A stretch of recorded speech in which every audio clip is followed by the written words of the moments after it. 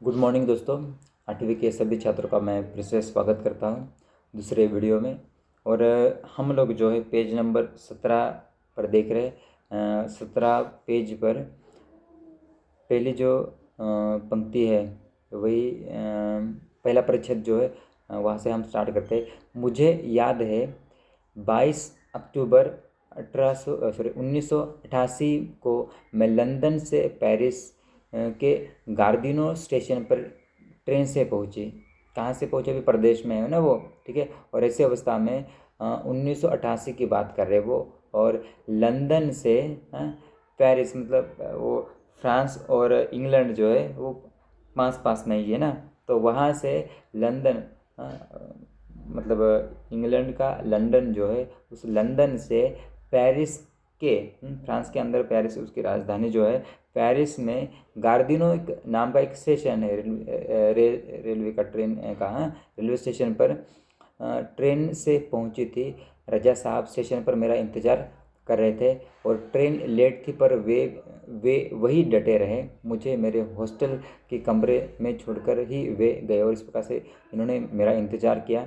और मतलब समय हो गया, ट्रेन लेट थी, फिर भी इन्होंने मेरा इंतज़ार किया और इस प्रकार से मुझे हॉस्टल के अंदर उस कमरे तक वो छोड़ने के लिए आए। और उसके बाद ही वो कहाँ पर गए? अपने घर पे गए।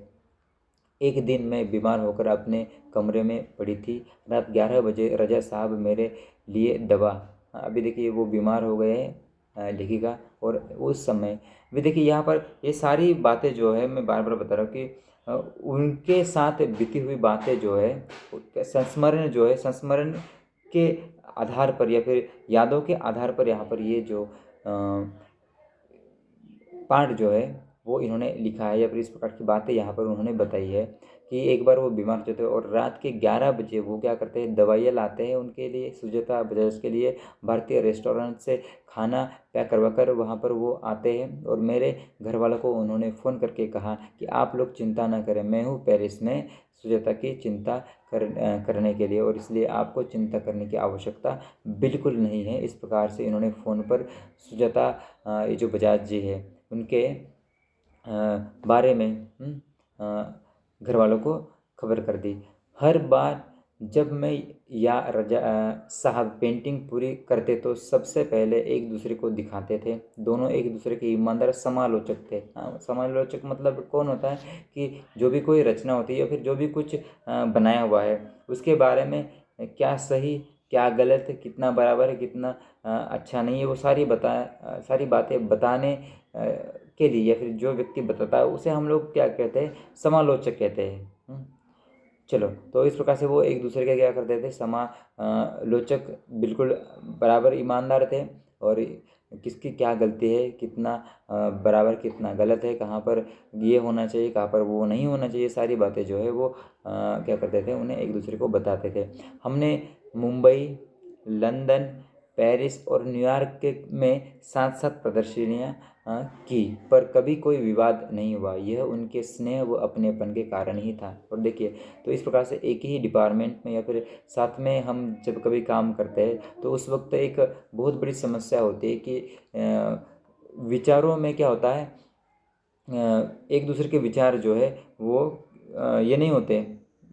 सामने वाला व्यक्ति जो है थोड़ा सा दोनों में क्या हो जाता है, अनबन हो सकती है, बराबर। और यहाँ पर जो है ऐसा कदापि नहीं हुआ। इस प्रकार का विश्वास जो है या फिर इस प्रकार की बात जो है वो यहाँ पर लेखिका करते हुए हमें दिखाई दे रही है। हिंदी उर्दू तो हमेशा से ही बहुत अच्छी रही है उनकी। अंग्रेजी फ्रेंच भी वे बहुत अच्छी लिखते थे। कविताओं से बहुत प्यार करते थे, प्यार था उन्हें।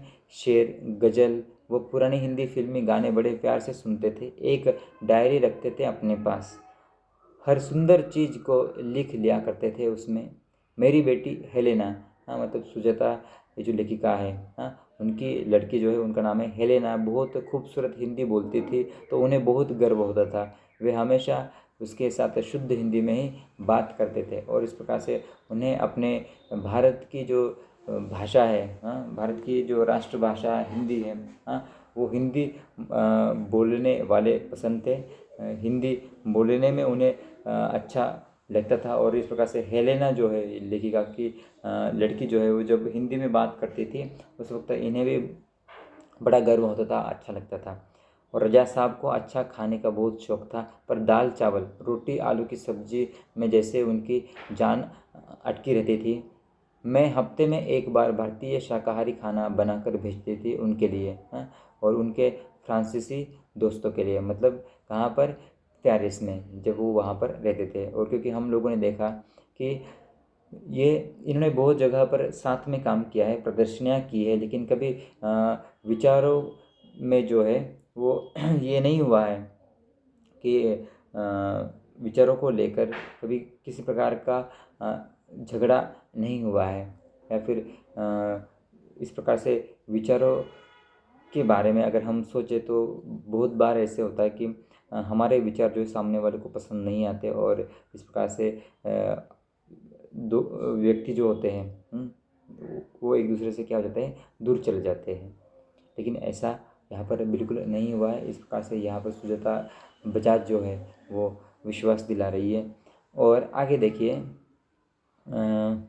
रजा साहब के कुछ पुराने फ्रांसीसी दोस्तों को उनके जाने की खबर देने गई। मतलब ये जो रजा साहब जो है उनकी मृत्यु होने के कारण इन्होंने उनके जो फ्रांसीसी कुछ दोस्त थे उनको ये खबर देने के लिए जब जाती है, तो फिर से एक बार उनकी दीवारों पर मतलब रजा साहब जो है उनके उस ऑफिस में या फिर उनके उस घर में, उनके वहाँ के उन दीवारों पर रजा साहब की काफ़ी सारी कृतियाँ देखने का मौका मिल गया।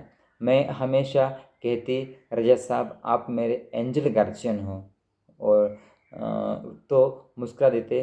पर सन 2000 के बाद से कहते कि क्यों अब हमारी भूमिका बदल गई है, तुम मेरी एंजल गार्जियन हो, अब मैं नहीं। और इस प्रकार से जो है उनकी मृत्यु होने के बाद उनके फ्रांसीसी जो दोस्त थे उनको बताने के लिए लेखिका जब जाती है, तो उन्हें वहाँ दीवारों पर रखी हुई, टंगी हुई ये जो कुछ उनकी पेंटिंग्स जो है, इस प्रकार की कुछ कलाओं की जो कृतियाँ है वो उन्हें देखने के लिए फिर से एक मौका मिल जाता है।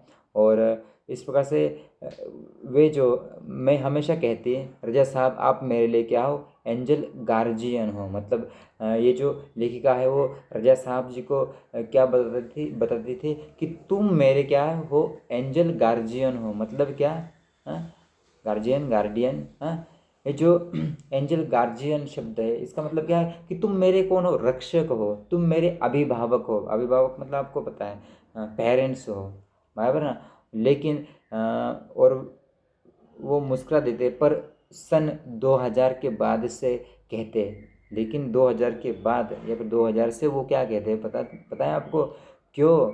मतलब रजा साहब बताते हैं सुजाता जी को, क्यों अब हमारी भूमिका क्या है, बदल गई, तुम मेरी क्या हो, एंजल गार्जियन हो। मतलब क्या, तुम्हें मेरी उत्तराधिकारी हो, या फिर उत्तराधिकार जो है उसे ग्रहण, ये उसका एक अर्थ ये भी होता है कि उत्तराधिकार जो है उसे ग्रहण करने वाला जो व्यक्ति होता है उसे हम लोग क्या कहते हैं, एंजल गार्जियन, इस प्रकार से भी कह सकते हैं, बराबर। क्योंकि इसी प्रकार से हम यहाँ पर अर्थ लेंगे। और ऊपर वाला जो एंजल गार्जियन है वो अभिभावक या फिर रक्षक हो आप हमारे, ये वहाँ पर लेंगे। और निचला जो एंजल गार्जियन है वहाँ पर हम लोग ये बता सकते कि आप ही मेरे उत्तराधिकारी हो। कि सुजाता बजाज जो है वो रजा साहब के लिए कभी अभिभावक नहीं हो सकती, क्योंकि वो उनकी आयु के हिसाब से, अनुभव के हिसाब से अगर हम लोग देखें तो वो छोटी है, बराबर ना। और इसीलिए और सारी बातों में रजा साहब जो है वो क्या है, बड़े हैं, और इसीलिए वो तो इनके अभिभावक ये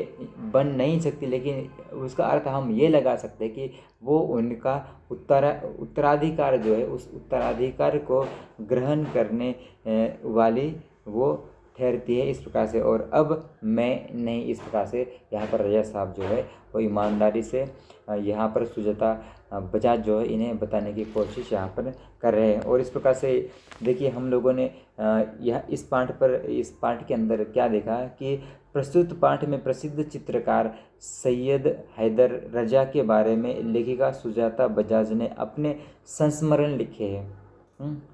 उनके बारे में जो कुछ यादें जो है, हाँ, उन यादों को संजोए हुए, उन यादों के बारे में, उन यादों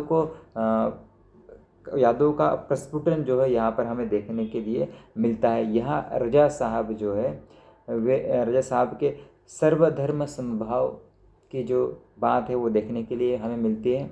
मानव मात्र के प्रति जो उनका प्रेम है वो हमें देखने के लिए मिलता है। युवा कलाकारों को प्रोत्साहन देने की जो बात यहाँ पर की उन्होंने, क्योंकि जब इन्होंने इनका काम देखा सुजाता जी का, उस वक्त वो तुरंत दिल्ली से अपने पूना आने के लिए तैयार हो गए, और वही ताज होटल जो है, ताज होटल, बम्बई का ताज होटल नहीं बोल रहा मैं, वहाँ से सीधे पूना वो चले आते हैं। और इस प्रकार से इन्होंने बताया कि आपका भविष्य जो है वो उज्जवल है, इस प्रकार से इन्होंने कहा। और इन्होंने तुरंत क्या कहा था कि आप क्या करो, पेरिस में चले आओ, या फिर पेरिस आप चले जाओ।